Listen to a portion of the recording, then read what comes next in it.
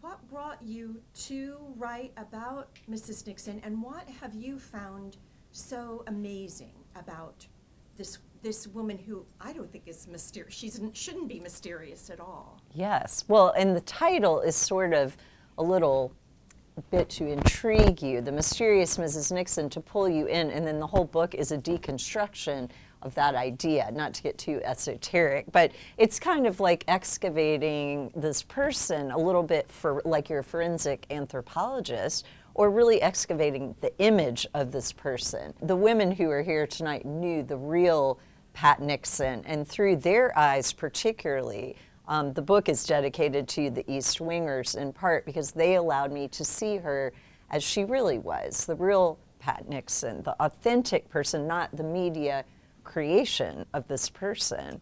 Right. So, you know, I came to this through working on my previous book, which Stephanie had referenced, The League of Wives. I had spent a lot of time in the Nixon Library working on that book. This book was about the POW MIA wives who fought to get their husbands out of the Hanoi Hilton, Jim Stockdale, Jerry Denton, many others, and their wives, Sybil Stockdale, Jane Denton, and others who advocated to get them out. And President Nixon had been so critical in giving these women a platform to go public with this story and to get the men out.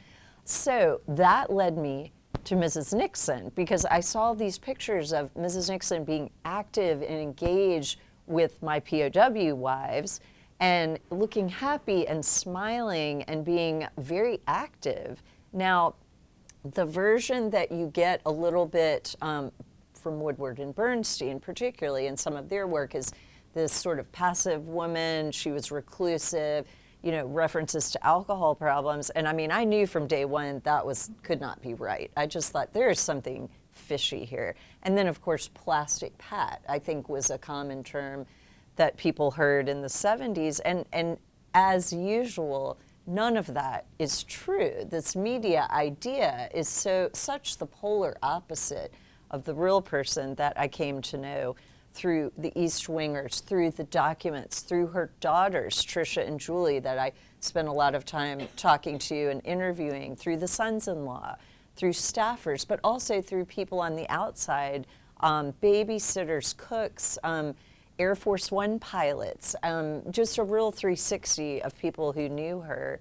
And then the oral histories that form a lot of the first part of the book, her early life, really helped me to understand that early part of her life, and that Pat was a Western frontier woman, essentially, you know, and not truly in the Annie Oakley mode, but, you know, in that pioneer kind of spirit really fits her, I think. Right, and she's to me, she's very modern.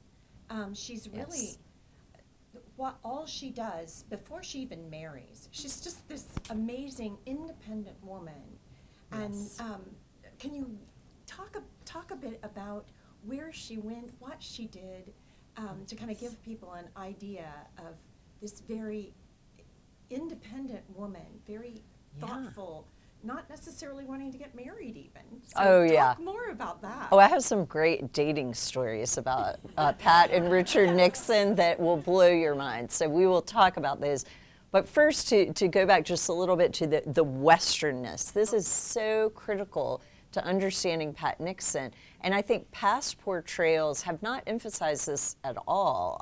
There have been some academic books in the interim. There's Julie Nixon Eisenhower's wonderful 1986 book about her mother, and then there's this 40-year gap, and you don't have anyone really exploring the Western side. So she's born in Ely, Nevada, this tiny little mining town in 1912. Her father is a miner. They moved, though, very quickly to Artesia, California, which is now Cerritos, California, and her father becomes a cabbage farmer, and they are very poor. They all have to work so hard just to eat, just to be able to survive. So Pat grows up working. Everybody had to work on this farm. Her mother, the kids, her two brothers, to make this work. Then her mother dies of Bright's disease when she's 13 years old, and this just crushes Pat. She's so close to her mother. So her mother dies. She takes over all the household, errands and all of this, and is running the household by 14. Then her father dies of silicosis at 17. So she is now the parent to everybody and has to work to put the two brothers through school, puts herself through school at USC, University of Southern California, becomes a successful career woman, is teaching business classes at Whittier High School when she meets this tall, dark, handsome lawyer who is the catch of Whittier, and everyone is sort of, interested in him. And I love all the Quaker matrons are sort of clucking about, who is this upstart girl who's chasing him, which makes me laugh really hard because that's not how it was. He was chasing her. She's beautiful, smart, independent, does not want to get married, has had multiple chances, but he is persistent, and they meet at a play. They meet at a community theater, and they've auditioned for this play called The Dark Tower. And the first time he sees her that very night, he says, "I'm going to marry you." And she's like, "You are insane and nuts. And I am not planning on marrying anyone at this point." But he persists and persists. And somebody said, one of I think Nixon's aides at one point said, he went about winning her the same way he went about winning elections. So single-minded, this is the focus. He is going to win this woman, and is just so smitten with her, and she falls in love with him too, but it takes her a longer time. And my favorite dating story is Pat makes Richard Nixon take her to dates with other men. He drives her to the dates in LA and stomps around LA waiting for her until she's done with her date, and then drives her back to Whittier. I mean, he was like, he put up with a lot. He did. So, I love that about him. Isn't that great? It's awesome. I love it. She made him work for it, for sure. And that's, to me, what people don't realize. And she works so hard. She was so independent-minded.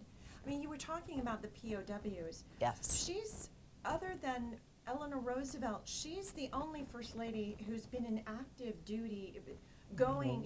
They landed there in Vietnam. Yes. And she's visiting. Yes. The soldiers. Yes. I mean, she decides to do that on her own, right? Yes, she does. Talk more about that. It's so amazing. Yes, and just to correct First Lady historical record, we were talking about this earlier. So Pat Nixon is the first Lady to visit an active combat zone. Some people have said, "Oh, you're wrong. It's Eleanor Roosevelt." No. Eleanor was in a war zone, but it was not a combat zone. Thank you. So that's the distinction. But Pat, yes, I mean, she goes into this war-torn, very dangerous war zone. We would never send a First Lady to do this, and I'm still don't even know how that really, I don't either. was. But at that time, it was a little looser on these things. So she goes into this combat zone. She wants to visit soldiers, talk to them. She took letters home to their families. I mean, and I interviewed actually H.R. McMaster, who's been a wonderful supporter of both of my past two books. He was Trump's national security advisor, famous general, has written a lot about Vietnam. And I said, what do you think that says to people when a First Lady goes in a combat zone? And he goes, this is incredible for morale, for the troops, but also for the American people to see a First Lady that's really risking her life, in this dangerous zone, to show moral support. I mean, she should get more credit for that. I don't think there's a lot written about it, but I think that is very remarkable that she did that. Absolutely. And it shows also how hard she worked, how independently she thought about these things. Maybe they didn't want her to go, but she was going to do it. Yes. And that's what I just admire about her so much. The other thing that I think that's so interesting is talk more about, before Hillary Clinton, she was the First Lady who had traveled the most. Right. Part of it is because she was Second Lady, but she had traveled the world. And her diplomacy, people loved her across the world. She was really amazing. Can you elaborate on all of that? Sure. Yes, she was the most traveled First Lady until Hillary Clinton, had been all over the world, as you said, multiple times as a diplomat with her husband, but then he started sending her as his solo global diplomat or global ambassador. So she went all over the place. She was the first lady to go to Africa, the first lady to speak in a foreign parliament in Ghana. There was a famous trip to Peru. She went as Nixon's solo global ambassador. There's this great Peruvian earthquake, and all these people, 70,000 people are killed. I mean, and it was also one of the first, this sounds terrible to say, but global televised disasters. So this was back in 1971, I believe. Yeah, you're right. And you know, that wasn't a thing that you were televising. Now it's just every night on the news. It's horrible. There's always some flood or tsunami or something. But this was one of the first times that television media covered that. So Pat sees this, or Mrs. Nixon, I should really be calling her to be respectful, Mrs. Nixon. Mrs. Nixon sees this, and she says, I've got to do something. And she takes 2 plane loads of supplies, money, medical supplies, food, anything she can take. And then she visits the Peruvians where they are. She goes out in the streets, and there's rubble everywhere, and she's wearing these awesome, like, aqua heels and an aqua suit. The image is just amazing. You're like, that is some style there, you know? So she's like picking her way through the rubble in her Ferragamo shoes. It's amazing. And then the First Lady of Peru, also Mrs. Velasco, she has never done this, and she picks up on it, and then she does it. So Mrs. Nixon is sort of modeling this globally of how to be a First Lady, how to really model this global diplomacy and humanitarian trips, which really had not happened before. I mean, Eleanor Roosevelt, of course, is an outlier, and she is a precursor, but Pat is really the first to do this global humanitarian trip. Then, of course, panda diplomacy, which I'm sure I should have worn my panda pin. I always forget my panda pin. Love the pandas. So Mrs. Nixon goes in 1972 to China when President Nixon has this groundbreaking trip and kind of he and Henry Kissinger help Dr. Kissinger help reopen China to the West after decades of estrangement. This is hugely important. Communist China, and they're reopening it. So Mrs. Nixon goes along, and I always say she's like the secret sauce to get the diplomatic deals done. It's very important. It's soft diplomacy. She is the one on television, again, globally televised. We see in her red coat getting off Air Force One in China, and she is all over the place in China, at the Great Wall of China, visiting an acupuncture clinic, meeting people where they are, meeting the people, and then there's the pandas, these adorable pandas at the zoo she sees. So Zhou Enlai, the Chinese premier, is next to her at dinner one night, and there's a tin of cigarettes that has pandas painted on it, and so she says, "Oh, I love those," and meaning the pandas, and he says, "Oh, I'll give you some," and she says, "Cigarettes?" and he says, "No, pandas." And she's like, "Oh, fabulous, I'll take some pandas." So we get pandas, and they want musk oxen, which I don't even know what they are. They're not as sexy as pandas, I guess, but that's what they want. So we do an animal exchange, and ever since, it's a barometer of our relations with China. If we're in good with the Chinese, we get the pandas, or we get to keep the pandas for a fee now. I think it's $1 million for a panda at this point. Wow. Yes, because they've just come back to San Diego and to the National Zoo.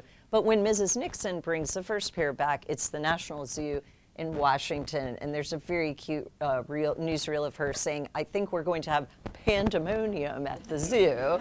It's very cute. And then President Nixon is very concerned about the panda's sex life. If you have not heard this tape, it's really funny. He's like, "Are they doing anything? Are the pandas doing anything?" So that one just makes me laugh really hard. Just go YouTube it. You'll find it. It's really funny. But the pandas, unfortunately don't have babies. So, but they spawn all these other panda exchanges. And some of those pandas in other places do have babies, and we have the tradition today. They've just returned. Right. And that's all thanks to Mrs. Nixon speaking up and saying, "Yes, I would like a pair of pandas, please." So, on that I wanted to talk about how she got plastic pat, because I don't understand this. We've talked about all this very vibrant woman, and if you see pictures of her, she wears her emotions on her sleeve. Yes. Some of the most heartbreaking things to watch are things like when they lose an election. Oh, yeah, the 60 you election. don't even hardly you never see a first lady do that, and I'm always like, what? What? This woman is so emotive. Your heart breaks for her. She's so accessible, and Yes. can you talk more about that? Yeah. Plastic pat thing. The plastic pat thing is. I don't get it. I ever. don't. It's ridiculous, and I know her staff, I think, would all unanimously agree. This is a media construct, essentially, and I got so upset about this. I was like, I'm going to find out who said this first, and it is not Candy Stroud, who always gets blamed for it, who was a reporter at Women's Wear Daily. I don't know if anybody remembers WWD. I used to read those at my grandmother's house. That was like my favorite thing to do. It's all fashion and jewelry and high society, but it also had political reporting. So Candy, and I interviewed Candy and tracked her down, and she's like, no, I'll tell you who it was. It was John Fairchild, who was a publishing magnate, and he owned WWD and a bunch of these other papers, and he said he loves Jackie Kennedy, and he thought nobody was like Jackie Kennedy, and he told all the reporters at WWD to call her Plastic Pat. So, I mean, how rotten is he? He's passed away, or I would take him to task. But that is John Fairchild, and Candy Stroud is like, thank you for clearing this up, and I cross-checked it, and that is indeed, that's where it started. So, the Plastic Pat also, I think, came from, she would dutifully go in the days when she was second lady, and remember, they had this long political life. I mean, that she was a Senate wife. There was the first election in 46, then 50, then she becomes the second lady, then first lady, not until 68. So she goes to everything. She is always looks at her husband, I wouldn't say adoringly, but she pays attention. She listens. She does, for a long time, it gives him advice and notes and things until about 1960, and then there's a team that kind of takes that over. But she gets criticized for being too perfect because she keeps up, she's at everything, she looks immaculate. You're damned if you do, you're damned if you don't, right? So she's too perfect, and I think people don't want her to be so perfect. So her perfection works against her. And then there's the Plastic Pat, and then there are a lot of other stereotypes like that later on during Watergate, particularly, that we'll Yes. probably talk about. Right. But she was nothing like the media caricatures. No. And, it's just, I think all first ladies, for instance, Jill Biden, Lady Macbeth, there's always something negative, whichever side of the aisle, or like Nancy Reagan and astrology, Right. she was like, that was out there. Every first lady, there's usually a reductive name or caricature that kind of reduces them down to something digestible in the media. So Pat is not the only one to suffer from Right. that. Oh, no, not at all. As you know, you're the first lady Roseanne expert. Carter, Steel Magnolia. Steel Magnolia, Yes. right. At least that's a little more positive. Right. You can have But flowers. yes, right. That's a little better. The Plastic Just Pat not is like much, not but much yeah, though. It's definitely a put down. It's reductive, yeah. You've got to. I really want to talk briefly. You brought up Jackie Kennedy, the 1960 campaign. She's wearing her emotions on her sleeve through that, but the comparisons, that's just unbelievable between So her unfair. and Jackie. And tell them how much older she is than Jackie, and she's gorgeous. She's up there. She's right there. Yeah. But tell her how much older, how much older she was. I mean, what an unfair comparison. I mean, Mrs. Nixon is gorgeous, Exactly. She was, by the way, a model and a bit player in Hollywood films, so she's no slouch in any poise or anything else. But she's 17 years older than Jackie Kennedy in the 60 election. And they actually were friendly, by the way, and JFK and Richard Nixon were friends. So that JFK and Jackie had invited the Nixons to their wedding, and they knew each other socially. So this was not that any of those four wanted this. But again, the media sets everybody up against each other, and it's like, who will be First Lady? It's like one of these awful reality shows, you know, where they're competing against each other to be top chef, except they're competing to be First Lady. And in both cases, neither of those women were dying to have that title. You know, they were both very private people who really didn't want the spotlight. And then they're pitted against each other. And, you know, Mrs. Nixon is so gracious because she's like asked obnoxious things like, how could you possibly compete against this sophisticated young woman? And she's like, I don't know, I could not possibly compete against someone as lovely and sophisticated. She's so deferential and so gracious to Jackie, and Jackie as well. I mean, they don't want that. Right. But it's, you know, it's sort of a battle of the First Ladies. And what's interesting is Jackie was not at all popular on the 60 campaign trail. She also didn't campaign a whole lot. She was pregnant, she didn't do, and she just did not do that. She was not a campaigner. Mrs. Nixon, of course, kills herself. She is at everything. She works herself silly. I mean, the whole time, I've told the East Wing ladies, the whole time I was writing this book, I'm like, Mrs. Nixon, please take a nap. I'm very concerned. Please eat and take a nap. You become like their mother. You're just like, what are you doing to yourself? You're going to have like a breakdown because you're working so hard. But she would never allow herself to have a breakdown. She always works. But they are set up in this impossible contest. And then, of course, they lose. But Mrs. Nixon always said the 60 election was stolen from them. And I think there's quite a bit of evidence that could have happened. I would not be surprised if that might be the real stolen election. But I don't know. We'll see. Someday somebody, but scholars recently have been real interested to see it's a pretty thin margin. So who knows? Right. Yeah. Well, talking about Jackie, let's talk about the White House now, the White House years. And Jackie gets all the credit for Yes. decorating the White House, the tour of the White House, all of that. But it's really Pat who Yeah. brings the White House as we know it today. Pat Nixon does that. And talk Yes. more about that.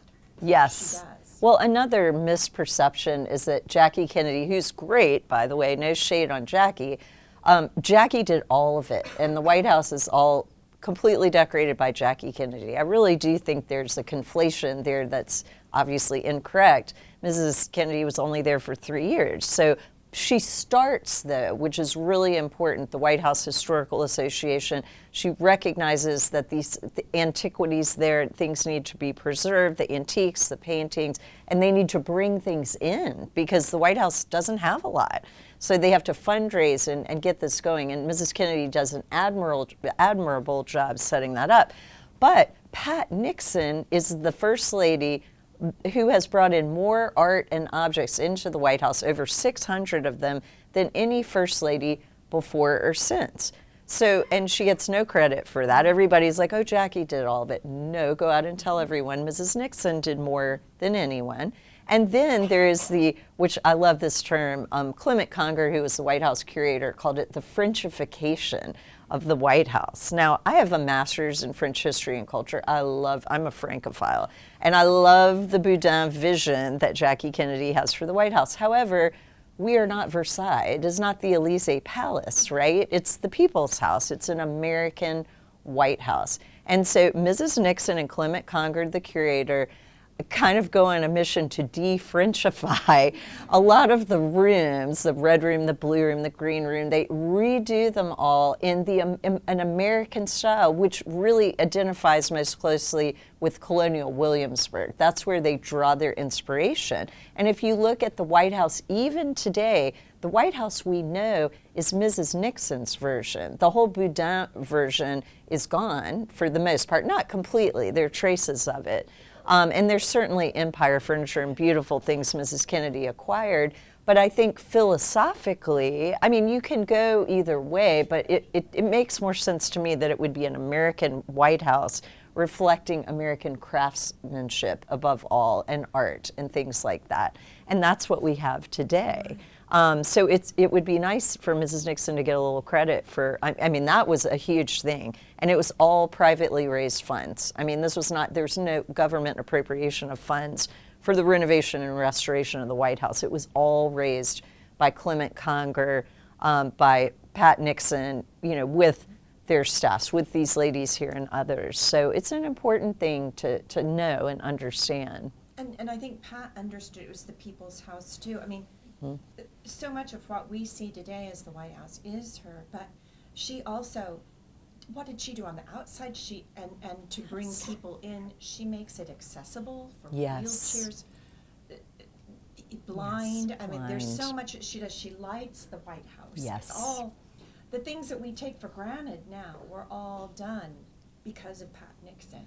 That's right. I mean, she's just decades ahead with people with disabilities. I mean, it's amazing how cutting edge she is with wheelchair ramps, with the deaf and the blind, and tours particularly for them. Now, a curator would have a fit, but she would let deaf and blind people come and like touch the drapes or touch the antiques, which I would be like, oh my God, no, because I'm a curator. So on that one, I'm like, that might be a bridge too far for me, but I love the spirit of it. I mean, it's wonderful, So accessibility, illuminating the White House, the gingerbread house tradition at the White House, that's Pat Nixon. That's super duper popular.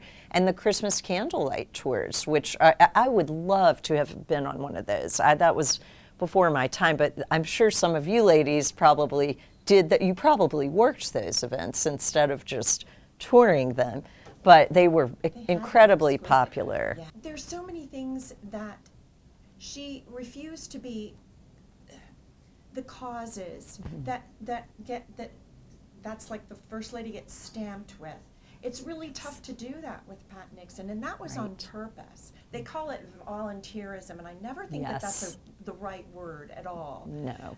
Can you expand on that? Jackie Kennedy starts unwittingly, I don't think on purpose actually, but with her White House Restoration and Renovation Project. This is when the First Lady's, the signature project. Now, this is like the bane of all First Ladies' existence because they have to come up with a signature project after Jackie. That wasn't a thing before.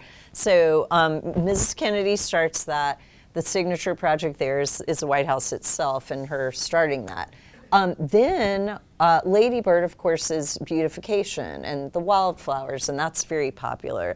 So when Mrs. Nixon, when it's her turn, she doesn't like being boxed in. Now, this goes back to her Western frontier nature. She hates hierarchy. She hates being boxed in.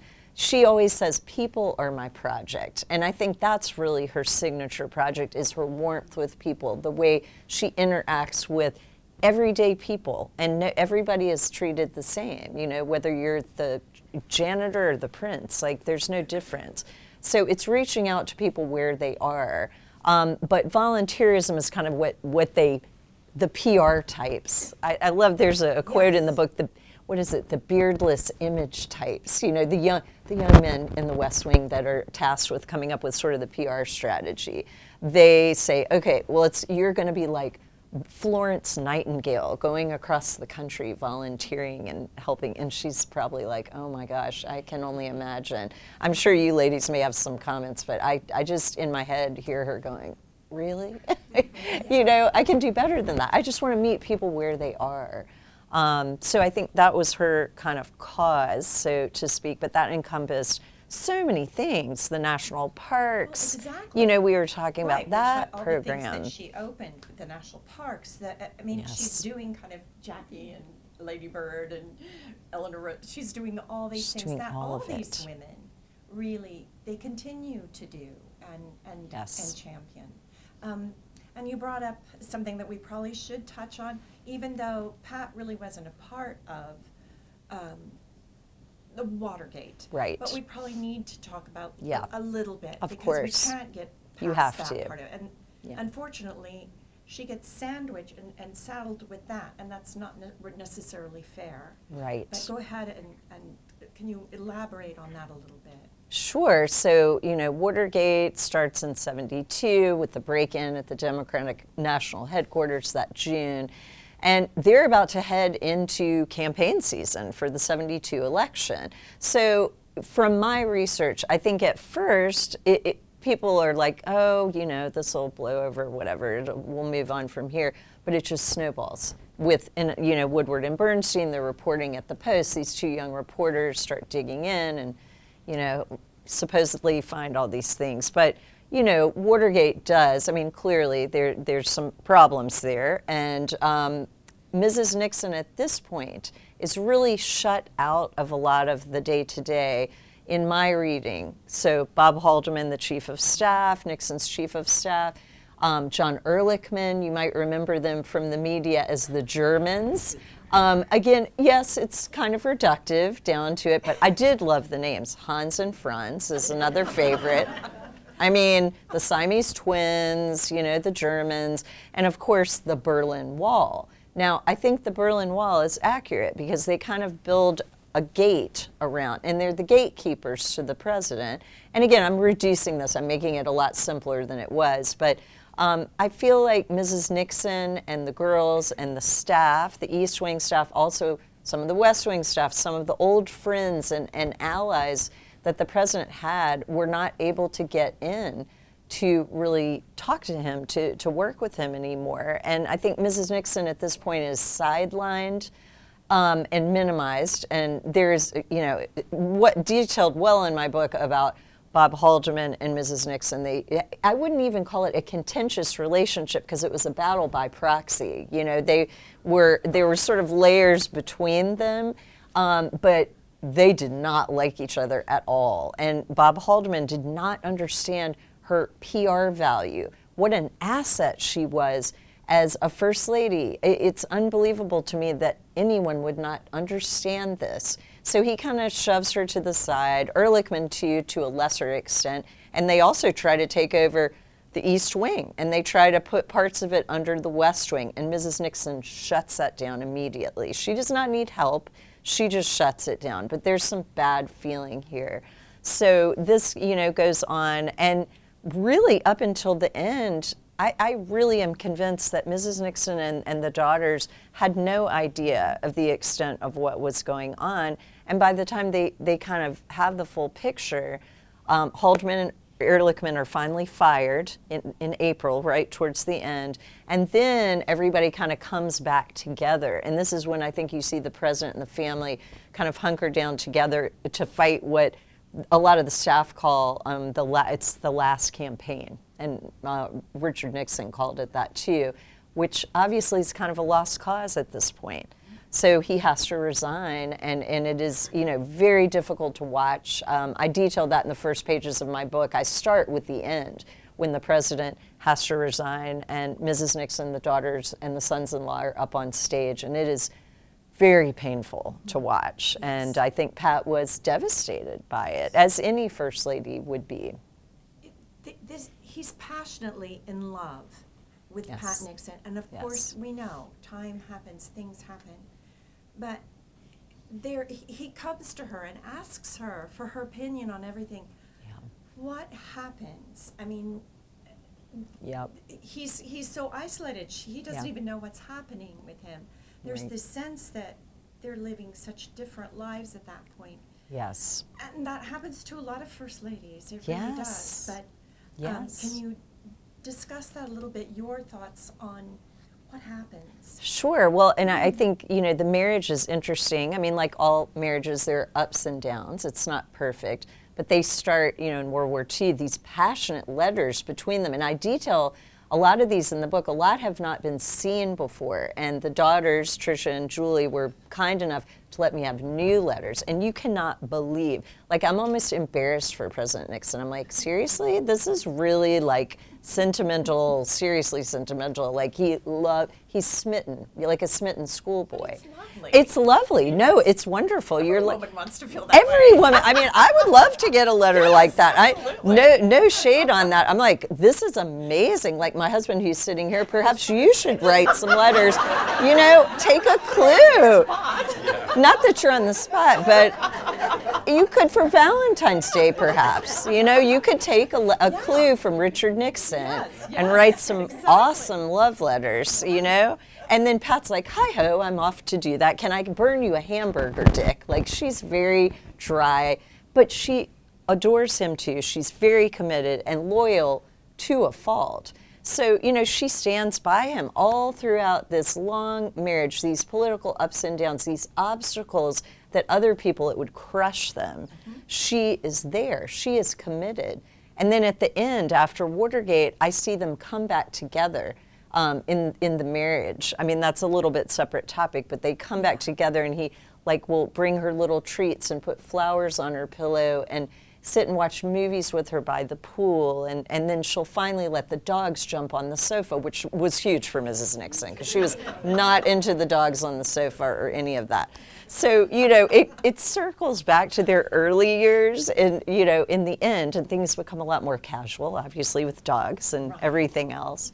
But I do think Watergate, you saw, because again, it all plays out on national television, and she is so sidelined and he is so isolated that they seem somewhat estranged. And I would say they were not estranged, it was the layers of all this political turmoil. You know, politics is what's keeping them apart. It's not another woman. It's not that they're not committed and in love with each other. It's this political firestorm.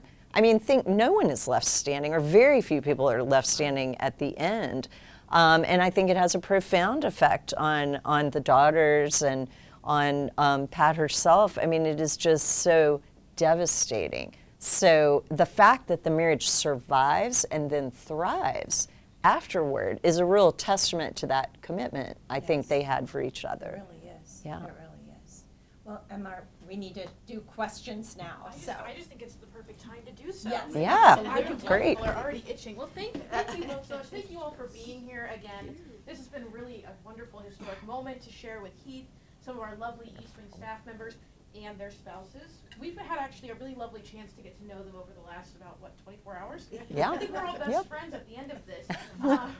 But overall, I think as a nice closing in general, when we were speaking today at lunch, so many of you had such wonderful things to say, that she was gracious, misunderstood, generous, kind, and very just refreshingly human. So I hope that if you don't already have the book, that you do look into getting the book soon. It is incredibly insightful. I cannot praise it enough. I'd love to open it up for questions if anyone would like to start, and I will happily help moderate that. Yes. Why was the media so hard on her? I mean, she sounds like she was a good lady. Yes, I think she was a remarkable person. Well, I think it's often, I mean, this happens so much, it's a way to get to the president, right? It's a way to attack without attacking directly. When you've done that, so Richard Nixon got plenty of attacks personally, but this is another way to attack kind of on the side, is through the wife and the children. And I think also, you know, she was so pulled together and so poised. You know, there's always that element of sort of schadenfreude, like you don't want, you're like, oh, if something bad happens to them, you sort of are gleeful about it. It's horrible, but she was too perfect for some people. So I think it was a combination of that. I think it was a very deliberate in the media, very deliberate with John Fairchild, who is deliberately said to portray her that way. But then there's also Woodward and Bernstein. I think this is what does the most damage, which we didn't talk about much, but The Final Days. There's a book that they wrote that in which they claim Mrs. Nixon was very heavy drinker during Watergate, and that she was a recluse. And if you read my book, I go point by point and dismantle all that. There's no evidence. It's baseless. They're basing that on what? And I interviewed Bob Woodward, and he would not give me a name. He would not give me one iota of evidence, and then hung up on me. So, I mean, you know, that's my badge of honor. So, you know, this is a mythology that has persisted and reclusive. I have the White House record. She was working every single day up until 3 weeks before President Nixon resigned, doing outward-facing events. And then the last 3 weeks was working on White House restoration with Clement Conger and doing a million other projects. So that's completely false. So we need to not believe what the media says, an obvious lesson. But that plus Saturday Night Live had a sketch called The Final Days in which they portrayed Mrs. Nixon as slurring her words, drinking gin, all this stuff, and also the president. I found no evidence for the president having a drinking problem either. I don't think he could have more than one drink from what I've heard. He just was not a big drinker. And there was no evidence for this. So media. That is my answer to that question. Yes, back Now, here. I know Richard Nixon grew up as a Quaker. Yes? Was Pat Nixon also a Quaker? She was not. She never became a Quaker. She did agree to a Quaker wedding, but Pat Nixon never became a Quaker. And you know, it's interesting. Like in my books, there's usually like a driving force with people. You know, something that really is like critical to their makeup. And in Mrs. Nixon's case, and feel free to disagree with me, East Wing ladies, not that she was not somewhat, you know, Christian in her case, but I don't think religion was a driving force with her. I felt like it was the golden rule, which she said a lot in her letters and in her papers. Like, I live by the golden rule and people should treat other people the way they want to be treated. I think she tried to live an ethical life, but I don't think religion was a driving force. I have some theories about that. One, you know, her mother-in-law, Hannah, I'm not sure how fun she was. She was so careful. She would probably kill me for saying this, but I think Hannah, as Mrs. Nixon said, was not a modern woman. They did not have much in common. And I don't think Pat wanted that Quaker kind of lifestyle. My other theory, which is purely speculative, is that her mother, Kate, died of Bright's disease when she was 13, and her mother was a Christian Scientist, and Christian scientists will not be treated. So I think she saw really early that miracles don't happen and people die, and then her dad died and she had to work so hard. My theories are that she was a realist and a practical person who did not believe in miracles and knew she was going to have to rescue herself from whatever came up. So I wonder if religion she maybe thought of as like not very relevant to the, now she never said that, this is speculation, but I think her mother's death and Christian Science not doing a thing to help, I think that had something to do with the reason she didn't seem particularly religious during the time, you know, I studied her whole life really. The ladies of the staff found it very important to what you just said. One of their colleagues was a Christian Scientist. Mm-hmm. And 2 or 3, I think. There were a lot of them on staff. Martha, Doss, Coral Schmidt. Lucy was a Christian Scientist. Yeah, still is, I think. it was a pretty heavy thing for the ladies themselves when those two women passed away. You know. Yeah. You come in conflict with your own religious beliefs. Right, right. You see that it's not working here, you know? I mean, I just wonder, that's really speculative from my part, but I always wondered if seeing her mother die and not getting the medical help made her think, well, you know, religion's not really helping here. So I don't know. It's an interesting question. But Quaker, I think it was Richard Nixon's family, those Quaker women who he thought a lot of course, and had amazing things. But I think that was a lot for Pat. So she did not want to become a Quaker. That was not happening. Yes, in the back. So we hear a lot about Richard Nixon's views on Martha Mitchell. Oh, yes. What was Pat's take or involvement as Watergate was underway? Oh, Martha, as everyone would say. Oh, Martha. I think Martha was useful for a while, an interesting, colorful Southerner married to the Attorney General John Mitchell. But then Martha became a real liability because she was drunk dialing everybody in the middle of the night, wanting to see the president, wanting to talk to Mrs. Nixon. And there was apparently a lot of jealousy with Mrs. Nixon that, you know, Mrs. Nixon just wanted the spotlight and she was taking away from Martha. Well, if you read the book, Pat never wanted the spotlight. That was the last thing she wanted. Martha was a big personality, very dramatic, wanted the spotlight. But, you know, when she starts drunk dialing people in the middle of the night, I mean, this is a real liability. And then, of course, Mrs. Nixon, I know, never commented on the things that, you know, you hear from, you know, she was kidnapped and held against her will and all this stuff. Who knows? I think Martha's truth had some elements of truth and a lot of elements of alcohol abuse, from what I've heard. So Martha is an interesting character, but I know Mrs. Nixon did not want to deal with that. And I know Lucy Winchester spent a lot of time keeping Martha away from Pat Nixon, trying to run interference. So Mrs. Nixon did not have to deal with Martha. What happened after Watergate? What did they do to kind of lick their wounds? Did they go back to California, and did they sort of go under the radar for a while? Like they're so in the news, they're so prominent, their whole lives are on display, and then nothing.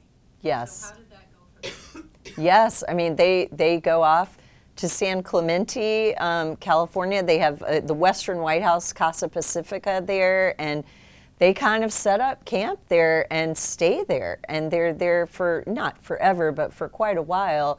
They're there, and like I said, I think Richard Nixon starts writing his memoirs also. So he has multiple people, including Diane Sawyer, by the way, come and help him write his memoirs. And, that when he finally sells that, and then he does a series of interviews, the Frost-Nixon interviews, and these help kind of replenish the coffers, family coffers, so he has some money. But they, as a couple, as I said, I think they come back together. But Pat Nixon really is done with politics. Like, she does one event when Pat Nixon Elementary School in Cerritos, California is named for her. She goes to that event. Again, children. She will always go to bat for children's issues. So she goes there, she does that. And that, other than the opening, I believe it was one of the presidential libraries. Was it? Oh, it was the Reagan Library. She goes to the dedication of the Reagan Library, and of course the dedication and opening of the Nixon Library, and that is it. Meanwhile, her husband eventually has this political comeback that's amazing, this kind of renaissance. He becomes an advisor to Bill Clinton, of all people, it's amazing. He always does that. He's knocked down, he gets back up. And I mean, after Watergate, that's an amazing comeback. And he becomes kind of an elder statesman, and particularly foreign policy. He's a master. So he's in demand, but he will have these dinners and political dinners and policy dinners. She never comes to these. She will have dinner in her room on a tray. And God bless her, she's done with this. And who can blame her after all these years? She finally has what she calls blessed aloneness that she wanted for so long, gardening, being with her friends, reading books, and not having a political life. I was just going to mention that she did have a stroke. Yes. Oh, right. I've skipped over the health issues. Yep. She went at it, no matter how painful it was, how Yes. hard it was, and pulled herself back from all of that. Yep. To be, as far as I know, 100% or pretty Yep. close to it. Yep. Very good point. She did. And the president had phlebitis, and then he almost dies also.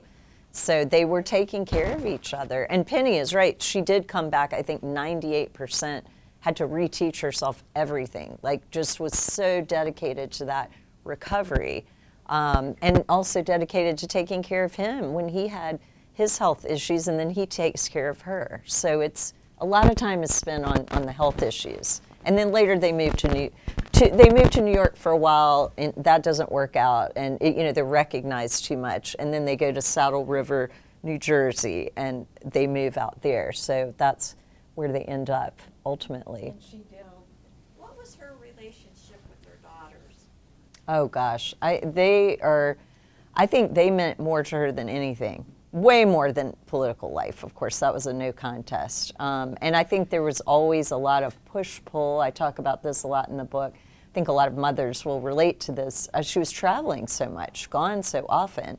And the little girls, when they were little, particularly when she was vice president, the second lady, they would cry, and she would feel horrible about it. So every day when she traveled abroad, she would write both of them a postcard. I mean, there are just reams of these in the archive at the Nixon Library. So they were extremely close. I mean, that whole family was very close. I would say both of them were devoted parents, and the girls were devoted to both of them. So very, very close.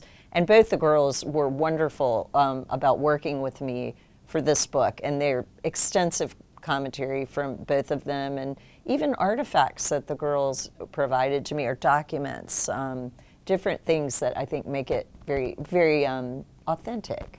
So very close relationship. And then we've got one back here. So this was 50 years ago. So you were like, what, 12 years old? Oh, yes, you were nice. I'm 55, so I like to pick things that I have no conscious awareness of, because I think it makes me more objective. So yeah, I did not know a thing about this. And in school, they never taught. I always wanted to know about two things: Vietnam and Watergate. And it was like no one would tell me. I'm like, why will no one tell me about this? It was, a period that we didn't wanted to cover that up, and I thought that just made me want to know more, So that is kind of what got me into it. But no, I was not really conscious of any of this. So now I am. Now I feel like I know it pretty well. So we'll get to our last question over here. I just wondered if you had a chance to talk to Diane Sawyer about their Oh. leader in California. Oh, how I tried to talk to Diane Sawyer. No, there was talk about a Berlin Wall. There was a big Berlin Wall up there. She did not want to talk. Nope. Bad. Nope. I just think, again, she is in the media, and, Nixon, even today, is not very popular with the media. So I could not get her, and I tried every which way, and she would not talk to me. And it was a shame, because she did help write his memoirs and knew Mrs. Nixon quite well from that time. I think another person I tried so hard to talk to was Gloria Steinem, who wrote a very famous article about Mrs. Nixon. I begged Gloria Steinem's office. Nope. Nope. So, if you aren't willing to stand up for what you said before or talk, then that tells me a lot.